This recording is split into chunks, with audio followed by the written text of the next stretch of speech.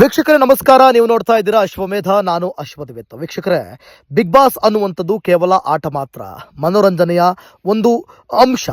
ನಾವು ಟಿವಿಯನ್ನು ನೋಡಬೇಕು, 1 ಗಂಟೆ ಟೈಮ್ ಬಿಗ್ ಬಾಸ್ ಅನ್ನು ನೋಡಬೇಕು, ಅದರಲ್ಲಿ ಒಂದಷ್ಟು ಮನೋರಂಜನೆ ಇರುತ್ತೆ, ಅದನ್ನು ತೆಗೆದುಕೊಳ್ಳಬೇಕು, ಸುಮ್ಮನಾಗಬೇಕು.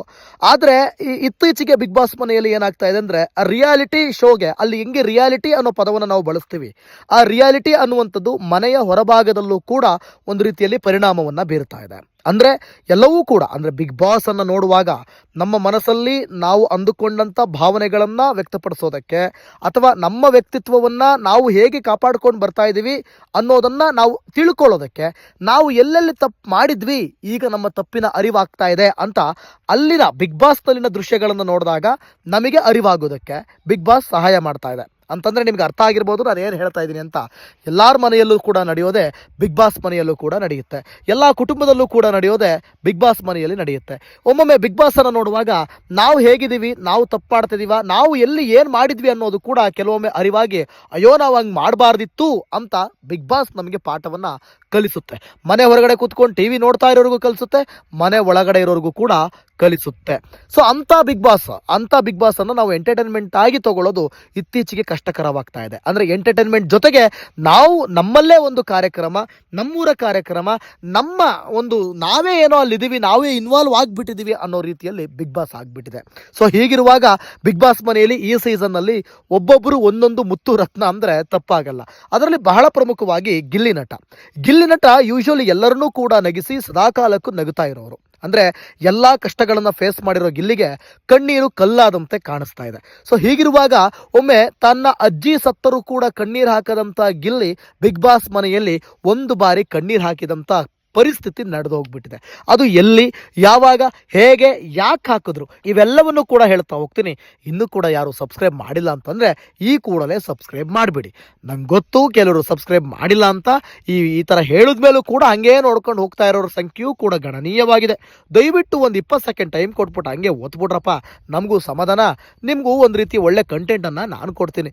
ಓಕೆ, ನೇರವಾಗಿ ವಿಷಯಕ್ಕೆ ಬರೋಣ.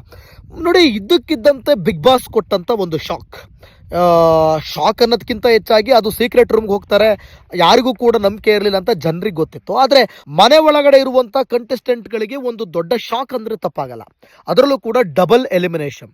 ಸೊ ಇಲ್ಲಿ ಏನಾಗ್ಬಿಡುತ್ತೆ, ಇದ್ದಕ್ಕಿದ್ದಂಗೆ ಡಬಲ್ ಎಲಿಮಿನೇಷನ್ ಆಗಿದ್ದು ಮನೆ ಒಳಗಡೆ ಇರೋ ಕಂಟೆಸ್ಟೆಂಟ್ಗಳಿಗೆ ಶಾಕ್ ಆಯಿತು. ಆದರೆ ಅದೇ ಕೆಲವೊಮ್ಮೆ ಇದು ಯಾಕೋ ಮಿಸ್ ಹೊಡಿತದೆ ಅನಿಸೋದಕ್ಕೆ ಕಾರಣ ಆಗಿತ್ತು. ಆಮೇಲೆ ಸುದೀಪ್ ಅವರು ನೋಡಿ, ಎಲಿಮಿನೇಷನ್ ಆಗುವಾಗ ಅಥವಾ ಎಲಿಮಿನೇಷನ್ ಮಾಡುವಾಗ ತುಂಬ ಮಾತಾಡ್ತಾರೆ, ತುಂಬ ಫೀಲಿಂಗ್ ಟಚ್ ಕೊಡ್ತಾರೆ, ಮತ್ತು ತುಂಬ ಲೇಟಾಗಿ ಟೈಮ್ ತೊಗೊಂಡು ಎಲಿಮಿನೇಷನ್ ಹೇಳ್ತಾರೆ.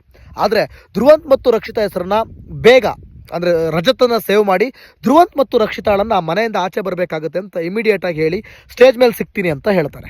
ಅದೆಲ್ಲವನ್ನು ಕೂಡ ಗಮನಿಸಿದಂಥ ಮನೆ ಮಂದಿಗೆ ಸ್ವಲ್ಪ ಅನುಮಾನ ಬರುತ್ತೆ, ಮೋಸ್ಟ್ಲಿ ವಾಪಸ್ ಬರ್ಬೋದಾ ಹಾಗೆ ಹೇಗೆ ಅಂತ. ಅದರಲ್ಲೂ ಕೂಡ ರಘುಗೆ ಅಲ್ಲಿ ಸ್ಟೇಜ್ ಮೇಲೆ ಹೋಗೋದಾಗಿದ್ರೆ ಅಲ್ಲಿ ಸಾಂಗ್ ಬರ್ತಾಯಿತ್ತು, ಮ್ಯೂಸಿಕ್ ಬರ್ತಾಯಿತ್ತು, ಆಮೇಲೆ ಅಲ್ಲಿ ಅವ್ರನ್ನ ವೆಲ್ಕಮ್ ಮಾಡ್ಕೋತಾ ಇದ್ರು, ಇನ್ನೊಂದೇನೋ ಆಗ್ತಾ ಇತ್ತು. ಬಟ್ ಅದೇನು ಆಗ್ದಂತೆ ಕೇಳ್ತಾ ಇಲ್ಲ, ನಮಗೇನು ಕೇಳಿಸ್ತಾ ಇಲ್ಲ, ಹೊರಗಡೆ ಏನು ಆಗ್ತಾ ಇಲ್ವಲ್ಲ, ನನಗೆ ಯಾಕೋ ಡೌಟು ಅಂತ ಒಂದು ಸ್ವಲ್ಪ ಡೌಟನ್ನು ವ್ಯಕ್ತಪಡಿಸಿದ್ದಾರೆ. ಎಸ್, ಅವರ ಅನುಮಾನದಂತೆ ಇವರಿಬ್ಬರು ಕೂಡ ಎಲಿಮಿನೇಷನ್ ಆಗಿಲ್ಲ, ಇವರಿಬ್ಬರು ಕೂಡ ನೇರವಾಗಿ ಸೀಕ್ರೆಟ್ ರೂಮ್ಗೆ ಹೋಗಿದ್ದಾರೆ. ಆ ಸೀಕ್ರೆಟ್ ರೂಮಲ್ಲೂ ಕೂಡ ಕಚ್ಚಾಡೋದು ಬಿಡೋಲ್ಲ, ಇರಲಿ. ಈಗ ರಕ್ಷಿತಾ ಎಲಿಮಿನೇಟ್ ಆಗಿದ್ದಾರೆ ಮತ್ತು ಧ್ರುವಂತ್ ಎಲಿಮಿನೇಟ್ ಆಗಿದ್ದಾರೆ ಅಂತ ಇಡೀ ಮನೆ ಮಂದಿಗೆ 1-2 ದಿನ ಆದಮೇಲೆ ಕನ್ಫರ್ಮ್ ಆಗಿದೆ. ಸೊ ಈಗ ಅವರ ಮಾತು ಕತೆ ಎಲ್ಲ ಹೆಂಗಿದೆ ಅಂದರೆ, ರಕ್ಷಿತಾ ಎಲಿಮಿನೇಟ್ ಆಗುವಂಥ ಸಂದರ್ಭದಲ್ಲಿ, ಅಂದರೆ ಮನೆಯಿಂದ ಆಚೆ ಹೋಗುವ ಸಂದರ್ಭದಲ್ಲಿ ಗಿಲ್ಲಿ ಕಣ್ಣೀರು ಹಾಕಿದ್ದಾರೆ. ಗಿಲ್ಲಿಗೆ ಬಹಳ ಬೇಸರವಾಗಿದೆ. ಮೊಟ್ಟ ಮೊದಲ ಬಾರಿಗೆ ಗಿಲ್ಲಿ ಬಿಗ್ ಬಾಸ್ ಮನೆಯಲ್ಲಿ ಕಣ್ಣೀರು ಹಾಕುವಂಥ ಪರಿಸ್ಥಿತಿ ಎದುರಾಗ್ಬಿಟ್ಟಿದೆ. ವೀಕ್ಷಕರೇ ನೋಡಿ, ಎಂಥದ್ದೇ ಆಗಲಿ, ಏನೇ ಆಗಿರಲಿ, ಗಿಲ್ಲಿ ಮತ್ತು ಕಾವ್ಯ ಅವರ ಜೋಡಿ ತುಂಬ ಚೆನ್ನಾಗಿದೆ. ಆದರೆ ಅಲ್ಲಿ ಎಲ್ಲೋ ಒಂದು ಕಡೆ ಕಾವ್ಯ ಗಿಲ್ಲಿಯನ್ನು ಬಿಟ್ಕೊಡುವಂಥ ಪರಿಸ್ಥಿತಿ ಹಲವು ಬಾರಿ ಆಗಿದೆ. ಹಂಗಂದು ಮಾತ್ರಕ್ಕೆ ಪೂರ್ತಿ ಬಿಟ್ಕೊಟ್ರೆ ಇಲ್ಲ, ಮತ್ತೆ ಇವಾಗ ಎಲ್ಲವೂ ಕೂಡ ಮೊದಲಿನಂತೆ ಸರಿಯಾಗಿದೆ.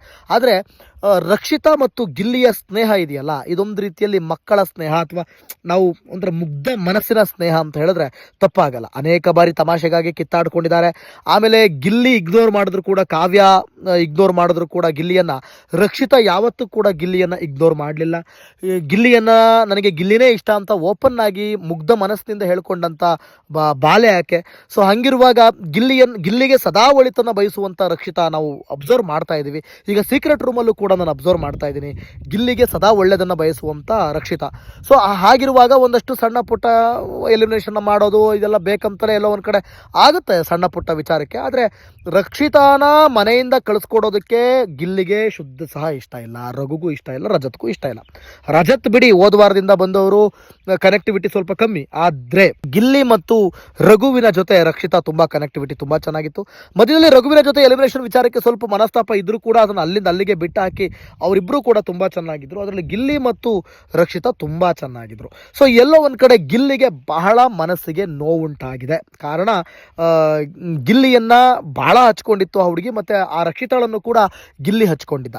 ಅದನ್ನೇ ಹೇಳ್ತಾನೆ ಗಿಲ್ಲಿ, ನಾನು ಬಹಳ ಹಚ್ಕೊಂಡಿದ್ದೆ ಆ ಹುಡುಗಿನ, ಮತ್ತು ನನಗೆ ಬೇಕು, ಒಂದು ವಾರ ಸಮಯ ಬೇಕು, ನಾನು ತುಂಬ ಬೇಸರ ಆಗ್ಬಿಟ್ಟು, ಯೂಶ್ವಲಿ ನಾನು ಕಣ್ಣೀರು ಹಾಕಲ್ಲ, ನಾನು ಅಳ್ಳಲ್ಲ, ಆದರೆ ನನಗೆ ಅಳು ಬಂದುಬಿಡ್ತು, ನನಗೆ ತುಂಬ ಬೇಸರ ಆಗಿದೆ, ನನಗೆ ಇಲ್ಲಾಂದ್ರೂ ಒಂದು ವಾರ ಬೇಕು ಇದನ್ನು ತಡ್ಕೊಳ್ಳೋದಕ್ಕೆ, ರಕ್ಷಿತಾ ಇಲ್ಲದೆ ಇರೋದನ್ನು ತಡ್ಕೊಳ್ಳೋದಕ್ಕೆ ಇಲ್ಲಾಂದ್ರೂ ಒಂದು ವಾರ ನನಗೆ ಟೈಮ್ ಬೇಕು ಅಂತ ಹೇಳಿ ಗಿಲ್ಲಿ ತಮ್ಮ ಅಭಿಮಾನದ ಮಾತನ್ನು ಹೊರಹಾಕೋದನ್ನು ನೋಡಿದಂಥ ರಕ್ಷಿತಾ, ನನ್ನ ಜನರು, ಇದು ನನ್ನ ಜನರು ಅಂತೇಳಿ ಧ್ರುವಂತ್ಗೆ ಟಕ್ಕರ್ ಕೊಟ್ಟಿದ್ದಾರೆ. ಧ್ರುವಂತ್ ಅಲ್ಲೂ ಕೂಡ ಮ್ಯಾನಿಪುಲೇಟ್ ಮಾಡೋದಕ್ಕೆ ಪ್ರಯತ್ನವನ್ನು ಪಡ್ತಾ ಇದ್ದಾರೆ. ಸೊ ಒಟ್ಟಲ್ಲಿ ರಕ್ಷಿತಾ, ನೀವೆಲ್ಲ ಕೂಡ ಕಮೆಂಟ್ ಮಾಡಿ, ರಕ್ಷಿತಾ ಸ್ವಲ್ಪ ಸೀಕ್ರೆಟ್ ರೂಮಲ್ಲಿ ತುಂಬ ಇರಿಟೇಷನ್ ಅನ್ಸೋಕ್ಕೆ ಶುರುವಾಗ್ಬಿಟ್ಟಿದೆ. ಒಂದು ಸೀಕ್ರೆಟ್ ರೂಮಿಗೆ ಹೋಗಿ 1-2 ಎಪಿಸೋಡ್ ಆದ ನಂತರದಲ್ಲಿ 3ನೇ ಎಪಿಸೋಡಿಂದ ಯಾಕೋ ಸ್ವಲ್ಪ ಇರಿಟೇಷನ್ ಅನಿಸ್ಲಿಕ್ಕೆ ಶುರುವಾಗ್ತಾ ಇದೆ ನನಗೆ. ಯಾಕೋ ಓವರ್ ಕಾನ್ಫಿಡೆನ್ಸ್ ಬರ್ತಾ ಇದೆಯಾ ರಕ್ಷಿತಾಗೆ. ಈ ಸೀಕ್ರೆಟ್ ರೂಮಲ್ಲಿ ಸ್ವಲ್ಪ ರಕ್ಷಿತಾ ನೆಗೆಟಿವ್ ಆಗೋ ಚಾನ್ಸಸ್ ಇದೆ.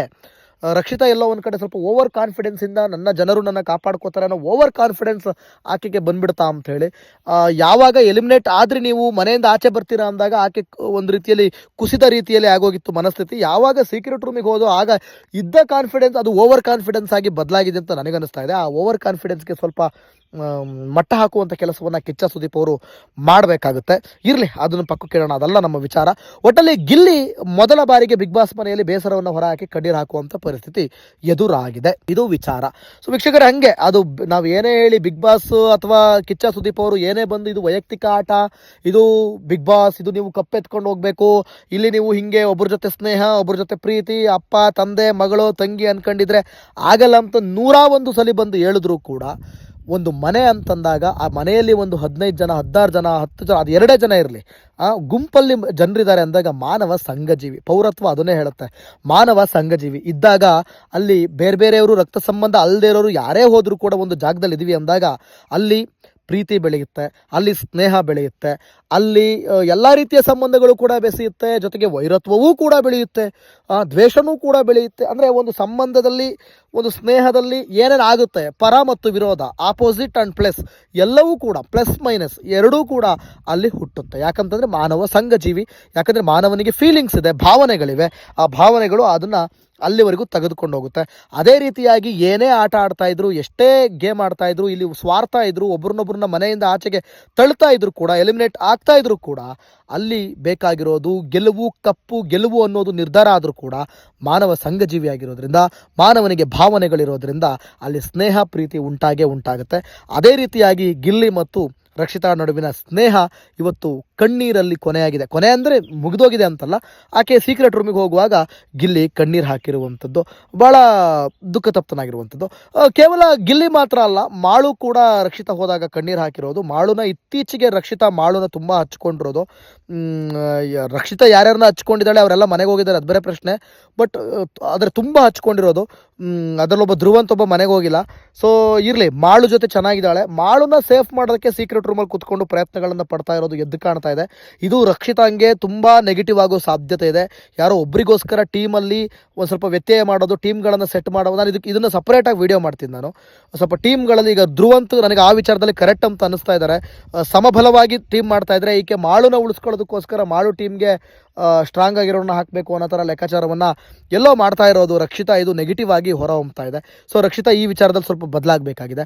ಸೊ ಒಟ್ಟಾರೆಯಾಗಿ ಗಿಲ್ಲಿ ಬೇಸರವನ್ನು ಹೊರಹಾಕಿದ್ದು ಇವರ ಸ್ನೇಹ ಸಂಬಂಧದ ಬಗ್ಗೆ ನಿಮಗೇನು ಅನಿಸುತ್ತೆ ನೀವು ಕಮೆಂಟ್ ಮಾಡಬಹುದು. ಇನ್ನು ಯಾರು ಕೂಡ ಸಬ್ಸ್ಕ್ರೈಬ್ ಮಾಡ್ಕೊಂಡಿಲ್ಲ ಅಂದರೆ ಈ ಕೂಡಲೇ ಮಾಡ್ಕೊಳ್ಳಿ. Thank you.